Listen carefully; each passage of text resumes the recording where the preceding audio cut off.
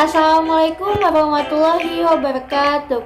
Halo semuanya, saya Sipatia dari jurusan Pendidikan IPA Universitas Sultan Ageng Tirtayasa.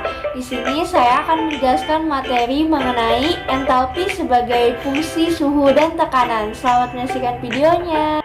Materi yang akan dijelaskan yang pertama sistem dan lingkungan, yang kedua jenis sistem termodinamika, yang ketiga hukum satu termodinamika, yang keempat entalpi, yang kelima kapasitas kalor pada gas ideal, yang keenam penerapan hukum satu termodinamika, dan yang terakhir aplikasi hukum satu termodinamika dalam kehidupan.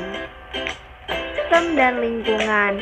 Sistem adalah bagian dari alam semesta yang diamati. Jika dikaitkan dengan materi termokimia, sesuatu yang menjadi pusat perhatian atau pusat pengamatan yang kita pelajari perubahan energinya, yaitu suatu reaksi kimia.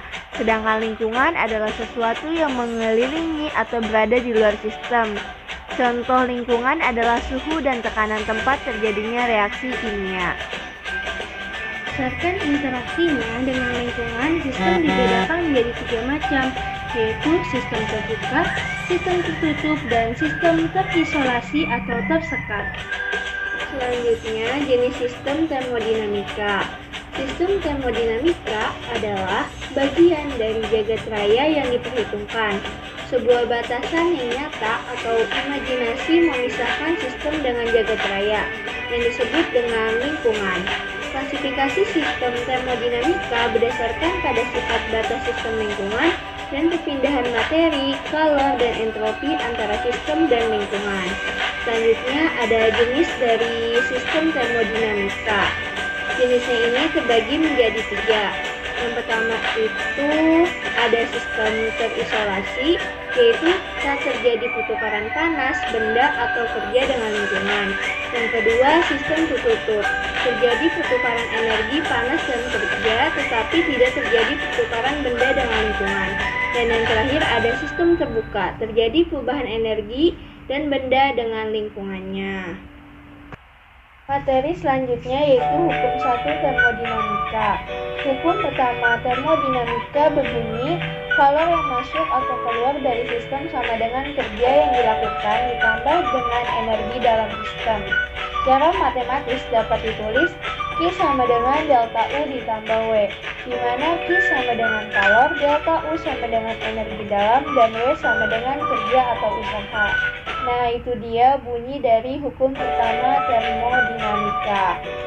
Nah, selanjutnya, hukum satu termodinamika juga merupakan salah satu contoh hukum kekekalan energi. Artinya, energi tidak dapat diciptakan dan tidak dapat dimusnahkan. Energi hanya dapat berubah dari bentuk satu ke bentuk lainnya. Hukum satu termodinamika ini menyatakan bahwa jumlah kalor pada suatu sistem sama dengan perubahan energi dalam sistem ditambah usaha yang dilakukan oleh sistem. Seri selanjutnya adalah entalpi.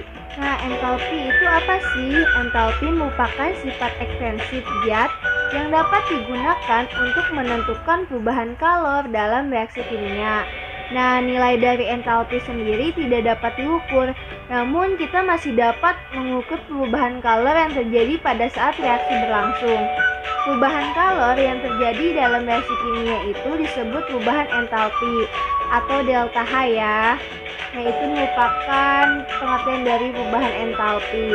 Selanjutnya, berdasarkan jenis reaksinya, perubahan entalpi standar ini dapat dibedakan menjadi 6 macam ya, yaitu ada entalpi pembentukan, entalpi pembakaran, entalpi atomisasi, entalpi ikatan, entalpi larutan, dan entalpi kisi. Nah, itu dia materi mengenai entalpi. Selanjutnya ada materi mengenai kapasitas kalor pada gas ideal. Nah, kapasitas kalor C suatu zat menyatakan banyaknya kalor Q yang diperlukan untuk menaikkan suatu suhu zat sebesar 1 Kelvin. Nah, kapasitas gas kalor adalah kalor yang diberikan kepada gas untuk menaikkan suhunya dapat dilakukan pada tekanan tetap atau volume tetap. Karena itu ada 2 jenis kapasitas kalor. Nah, yang pada tekanan tetap dan volume tetap tadi. Selanjutnya, kapasitas scalar gas yang diperoleh dari fungsi empirik, temperatur, dan biasanya dapat bentuk yang sama. Kapasitas scalar gas ini sangat dipengaruhi oleh tekanan, namun pengaruh tekanan pada sifat termodinamika tidak digunakan dalam, karena gas pada tekanan rendah biasanya mendekati ideal juga ya, seperti itu. Dan materi yang terakhir adalah aplikasi hukum satu termodinamika dalam kehidupan sehari-hari. Yang pertama ada termos, dan yang kedua ada mesin kendaraan bermotor.